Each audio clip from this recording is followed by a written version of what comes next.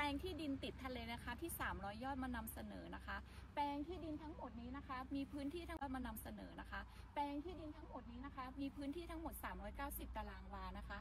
ขายยกแปลงนะคะแปลงที่ดินนี้ราคาอยู่ที่ 29.5 ล้านบาทนะคะด้านหลังนะคะจะเป็นวิวภูเขานะคะส่วนด้านหน้าก็จะเป็น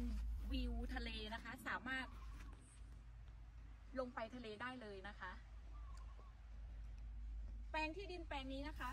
เจ้าของคือถมที่หมดแล้วนะคะ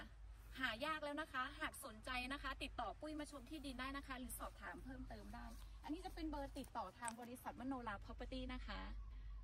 ขอบคุณค่ะ